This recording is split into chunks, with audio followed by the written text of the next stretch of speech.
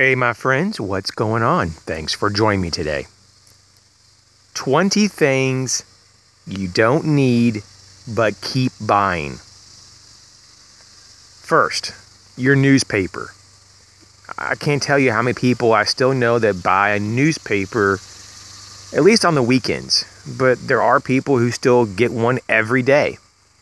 And this adds up. It's a lot of waste for one. But number two, if you have the internet, and most people have some kind of access to the internet, there's really no reason to have it in print form. And people say to me, well, I just get it because of the coupons. Yeah, but online you can find tons of websites with digital coupons. And most larger stores, especially like grocery stores, have their own digital coupons. And so there's no reason to have newspapers, in my opinion. Number two, your magazine subscriptions. If you're like me and you get a few magazines, that's definitely something you can cut out. What I typically see is that the magazines that I get are dated. They're dated because they take a little longer to get to you because they have to be printed out and they have to go to press. So they're anywhere from 1 to 3 months behind just because they had to go through a process to get to you. So this is just what I do, and I'm not going to renew any of my magazine subscriptions next year. But the simplest way around this is to find a good few websites, or at least a few good sources of information online that you can go to like every week or every other week. Just check in to see if there's any updates. And that's going to be probably the easiest way to get around it. And if you're like me, you're going to probably save at least $100 a year just because you don't have something coming to you that requires being mailed and printed. Cable TV is number 3. I don't have any kind of cable TV, but I know some people who do, and they pretty much never watch it. They ended up, typically they get on the internet or they use Netflix or something like that is a little more purposeful for them, or they even go out and they rent a movie. People still do that. But they rarely ever use their cable TV.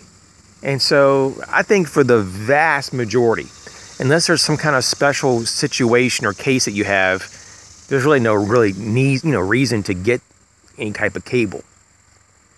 And number 4, eating out. Man, this is like a massive money pit. And you don't need me to tell you that it is extremely expensive to eat out. Even fast food.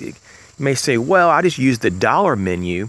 Yeah, but over time, it really adds up. And that item that only costs $1, you could probably make it for 30 or 40 cents at most. And you're paying for the convenience. So eating out, just if you can completely cut that out, or if you do it, just do it maybe like once a week or something. I would minimize that greatly. This is probably going to be the one that really is going to jump out at you as being the most frugal and the most probably beneficial in the short term and even the long term. But you'll notice it, is what I'm saying. You're going to notice it, in the wallet. Processed food is number 5. You spend more for less nutrition. Number 6, movie theaters. I think it's wiser just to go ahead and pay that Netflix. If you're going to watch a lot of movies, just do the Netflix thing. I still think if you can get around Netflix, don't even get that. You can save even more money. But movie theaters are just a money pit. For about the price of a whole month subscription of Netflix, you might be able to watch one movie at a movie theater. I mean, depends on where you go. But they range from, at least in my area, anywhere from $6 to $25 to watch a movie. And that's per person, and that's not including, you know, the temptations you get to get a beverage or to get a snack. And so it could easily be $30+ a person when you get done. So that's a nightmare. Number 7, to get the fastest internet. You don't need the fastest internet. Some areas have different tier systems. They have like standard speed, and then they have like fast speed, and then they got like and even faster than that. Mainly that's for businesses that need a lot of capability. But there's a lot of options, especially in larger cities. And if it's just you and all you do is you look up a couple of things on the web and check your email, you don't need the fastest internet by any means. So you can downgrade that and save money. Number 8, lawn care services. I know a lot of people that are very able to cut their own grass, but they just choose not to. They're like, I don't really care. I got a few extra dollars here, or at least they think they do, and they're willing to pay that $50 a week for someone to take 20 minutes at most to cut the grass. And so just think about, even if you don't have a lawnmower now, if you invested in that, it would pay for itself in just a few weeks. So it's kind of silly, in my opinion, to pay people, unless you have a real situation going on, unless you have some physical limitations, or unless your jobs that you have maybe are just that intense. Maybe there's special situations, but for most of us, we can go out and cut our own grass. Number 9, people buy into larger homes all the time. It's almost like all I hear about is people wanting to get a larger and larger place. And you get to a point, though, of like, how much house do you need? You know, I've recently downsized a few years ago. And that was kind of like, what? Like, because of my age, people think that I should probably be going up in house instead of going down in house. But my thing is, it's a lot easier to manage, and it's a lot more cost effective to have less space to heat and cool, to keep clean, and you have less house. You don't have as much stuff to put things in, so you're kind of forcing yourself not to buy a bunch of stuff, right? It saves you money all over the place. Number 10, new cars. People think that having a new car is the thing, but it's only new for just a few moments. By the time you take it off the lot, you've already have massive depreciation. We're talking about, in most models, it's anywhere from maybe $1,000 or $2,000 range, just because you drive it off the lot, because it's not new, quote unquote. That's ridiculous. That's a really poor way to spend money. But people say, I like being the first owner of something, especially my vehicle. Well, that's nice and all. And people say also, I like that warranty. I like having that full warranty that's open to me, because I can just use it whenever I need it, and I feel comfortable with that. Here's the thing. Besides the depreciation, though, you have higher insurance costs.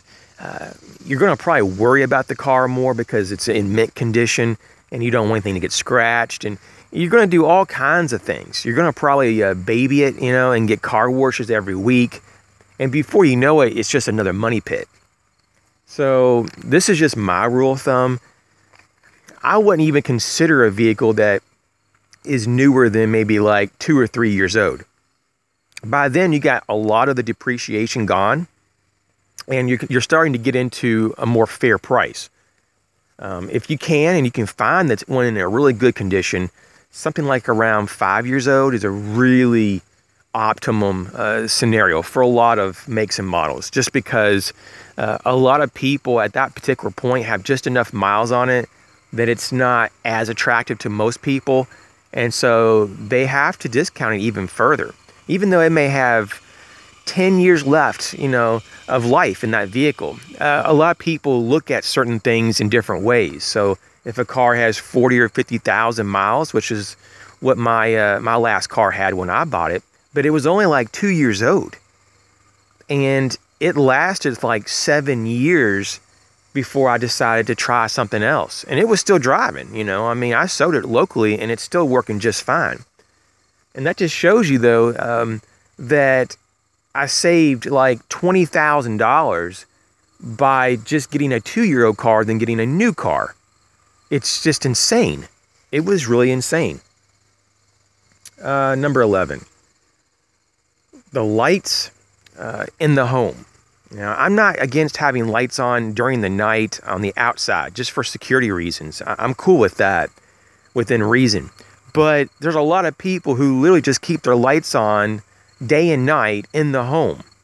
And they say it's for convenience and that, you know, with the new technologies, with the LED light bulbs, it doesn't cost but just a few cents per year to have lights on. And I can kind of understand some of this, but it's not so much even about the dollar amount, because the few dollars you save may not even be that big of a deal for most people.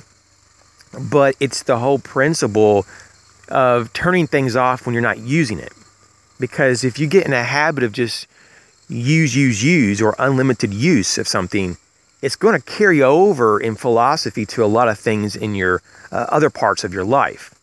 And so you don't want to get to a point that you're just like, I'm just going to keep my lights on all day and night. And I do actually know people that do this, like for real. And it's shocking. It is very stressful for me to go over there, because it's like, can I turn your lights off? Like, why are we walking around in the house and the lights are all on? To me, it's just crazy. But people do this. Number 12, excessive insurance policies. I can't tell you how many times I get calls from my insurance rep trying to upsell me everything. Life insurance, home insurance, trying to get me to add things to my car insurance. You know, it's like, what the heck? Healthcare rider policies, all kinds of stuff.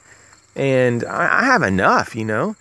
There's a point, though, of how much insurance is too much. And I think that there's a lot of people that are overinsured. That's just my thing. Now, some people say that you can never have enough insurance just to safeguard your family.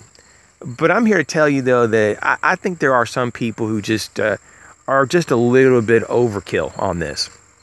And so anyway, I'm going to leave it at that. But just think about, you know, reviewing your policies that you have and see if you have too much. And there might be a possibility that you don't have enough too. But I think for some people out there, you know, especially if you have a company that has time to work on you for years and years to get you to buy more, you may actually just be buying too much. Number 13, inefficient transportation. Now, besides just buying a new car, you can buy a vehicle that's just completely over the top. A massive SUV, for example, and you never even use it for any real practical reasons. You just kind of like the look of it, maybe. And it could be a gas guzzler. It could be extremely inefficient. Maybe it goes through tires real quick, you know, and like every year you have to buy a whole new set of tires. Or maybe it only gets like 10 miles a gallon. You know, maybe it's just inefficient. Maybe it doesn't like do well in a lot of ways. Maybe it burns a lot of oil. Whatever the situation is, just be aware that it's a money pit. You know, get something that's economical, something that is very savvy, especially when we're talking about fuel. You know, there's so many cars now that can get between 30 to 50 miles per gallon. It's not even funny. There's just so many options. And so let's just be honest with ourselves and say, hey, if I don't need a big truck or SUV, what kind of, you know, passenger vehicle will fulfill my needs? And there's a ton of them out there. And I have friends and family that have very efficient vehicles. And over the years of having them, they're just like totally fell in love with them. They're like, man, why didn't I get something like this in the past? It saved me so much money. Number 14, that daily gourmet coffee. Yeah. So this kind of goes hand in hand with going out to eat, but this is something that is very specific to a lot of people because they don't even really consider this going out to eat. The coffee, which typically also involves maybe a bagel or a muffin or something like that to go with it, just to have something to munch on when they're having maybe their latte, or just maybe they're just a plain coffee, but whatever. But depending on where you go, it could be anywhere from a couple of dollars to $10 for your morning, you know, habit, if you will, or addiction, if you will. I think for a lot of people, it is an addiction. So be aware of that. That really adds up. You could actually easily spend thousands of dollars a year just going to a location to get your coffee. And that's ridiculous. Think about investing in your own coffee maker and buying your own coffee to make into the way that you would like. And that just makes a lot more sense.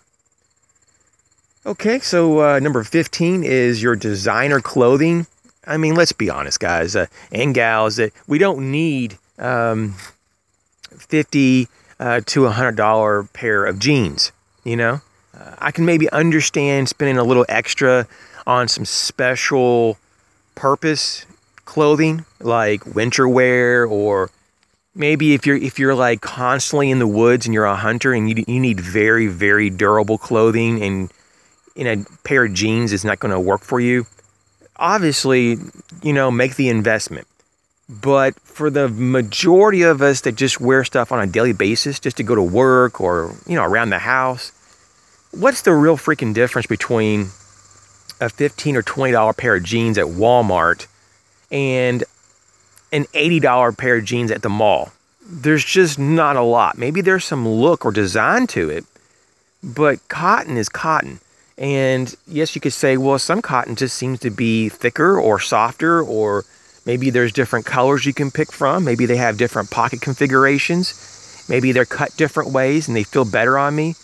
Maybe those things are valid for you and they're maybe worth the extra money. But for most of us, most people don't really care or even pay attention to a lot of the nuances. They only look at the name brand, or they just get used to shopping at one place and they don't even consider anywhere else. So don't be brand myopic. Let's also look at number 16 here. Exotic vacations. Do you really need it? And I'm not against vacations. I mean, go where you want to go and have fun. It's your life. If you saved up all year to go on vacation, hey, by all means, have a blast. But if you're having some financial problems and you really can't afford a vacation, or at least the kind that you think you deserve, then should you really do it? I don't think so. I think you should be the more responsible person, even if you're the only one in the family that believes that, and just do something different. And I'm not saying no vacation. I'm just saying try a different way or a different approach to bring the cost down. Instead of flying first class to Hawaii and staying at the most expensive hotels and having plans on eating at the nicest restaurants, maybe you could pull that back a little bit and say, well, what I really want is just to have the beach experience. And maybe I could just drive a couple 100 miles to the nearest beach, stay at, you know, a decent hotel or motel, whatever, and go to a couple nice restaurants just to have my splurge. And then maybe like 2 or 3 days later, come back home and you get that feeling that you've kind of went out and you did some things and you kind of got away from the home, and, you know, maybe that dread that you feel like that you've been having to go through, you know, the dread of life. And hopefully you don't feel like that every day is dreadful. But there's a lot of people who do tell me all the time how life, you know, how horrible their life is or how stressful it is. And if it really is that bad, then you need to do something about it. Okay, number 17. Living in a high-tax environment. Like, for example, where I live out here in the woods, there's almost no tax. Like, I got a bit of property, like quite a bit of property, but it's almost nothing. And I'm not a real believer in paying property tax. I think it's a scam, a bunch of crap. But there's better ways to collect money from the public to deal with public infrastructure and, you know, common public services and stuff. But, you know, instead of saying, oh, if you don't pay your taxes, we're going to take your home or put a lien on it or take your property, that's just not American at all. Maybe in other countries that's normal, but it shouldn't be normal here. And I think it's been wrong for a long time. But outside of that, I just wanted to say that there's some big differences. In the previous location where I lived, I had a very, very small, in terms of percentage, a very small percentage of land compared to what I have now. And it was so much more expensive there because it was in a large city. Like, it was extremely expensive. But I lived in the nicest neighborhood in the city, and or at least one of the nicer ones. And it was definitely the more expensive one, if not the most expensive one, in terms of property tax. And now where I live, it's such a large contrast. It's just shocking that I paid that much to live there. Like, I just don't think I'd ever would consider it again. It's just not something I would. So what I'm saying is, if you're looking at it for a place to live and you're going to actually buy a land or home, just be aware of the property tax, because, if it's going to be a money pit just to own or just to have the land, I don't know. It may not be that much peace of mind to be there or to have it. Number 18, household chemicals. I think that for a lot of people, they just normally spend $20 to $30 a month on just cleaning supplies. And that may not sound like that much, and it's not really that bad. But the problem is the health effects. And not only can you save money by going to all natural alternatives, but it's just so much safer for yourself and your kids. So that should be an obvious one. Number 19, hobbies. Now, what's really interesting is that there are a lot of people who go into debt. And it's not funny. It's just kind of sad, and it's shocking sometimes to hear about this. And I know people that go into debt to have their hobby, or they think their hobby demands certain things that are beyond their reach at the moment, so they just have to get into debt to do it. And I'm talking about people who do like boating or a lot of RVing, and they just want to go out and live in a camper maybe. And I'm totally not against any of this. I think it's all very cool to be out and doing things. But to like get into debt, like tens of thousands of dollars because you just had to get this newer boat. It's almost like the whole car example. The car is just designed for you to carry stuff and to get from point A to B. You don't have to have anything that's over the top, I know people, honest to goodness, that have vehicles that are like $40,000 or more dollars. And they really can't afford to have it. Like, I'm not trying to be mean, but these people don't typically watch my channel, so it's one of those things. But even if they watch the video, they know who they are, and I wish you the very best. But you can't continuously pile debt on yourself, constantly at a rate that is just over the top and expect to feel comfortable about it. That's the whole thing about this, is that your hobby should be relaxing and enjoyable. You shouldn't be constantly thinking about that payment you have to make next week because that boat was so expensive. And then you start thinking about it. And like, I think a boat is a really good example, because there's so many people that they get the boat and they only go out a few times a year, just like the big RVs or their big recreational vehicles. I have neighbors that have them, or even the boats too, and they only take them out. Like, I only see them literally take them out like 2 or 3 times a year. And I'm thinking, well, how much did it cost per trip or per use? That must cost several $100 to $1,000 probably per use. Is it worth it? Maybe you could just figure out how to car camp, or maybe it's just even better just to pay for a very basic hotel or motel. I don't know. But it just seems like it doesn't make a lot of sense. I would probably rather rent a boat for a weekend or borrow a boat from a friend than to just say, well, I have to have my own because it's my hobby. So don't fall into that hobby trap, that debt trap. And lastly, number 20, beauty products. And this goes for men and women, both of us here. We are guilty of this. Men, it's our cologne or aftershave. Sometimes people go way over the top and buy these little bottles that are like less than an ounce for like $80 to $100. And people do this. There's a whole industry, devoted to this. And it's just ridiculous. Ridiculous. And I'm not saying it's not good to smell good. I'm just saying, good God, do we really need all that? And no disrespect, and studies have shown this too, that, women, when you wear too much makeup, I personally don't like makeup at all. Just be natural. Good Lord, just don't worry about it. But when you do wear too much makeup, it actually does the opposite effect. It doesn't make you more beautiful. It makes you a little bit more, I don't know, unpleasant. Let's just say that. So when it comes to like makeup and other types of beauty products for females, I know too many females that go way over the top on this, and they don't have any problem spending $50 to $100 a month on makeup. And I don't understand that, but it's just the same thing with purses or shoes, or for guys, maybe it's some type of accessory. Maybe it's a new watch they get every month, or something. We all have our vices to some degree.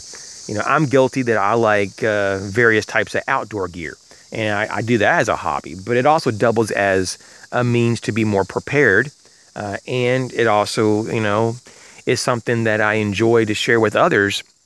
So it's kind of like a nice medley approach. But if you are a person that just feels like you're more confident wearing certain beauty products, men or women, I think that's a bigger problem there.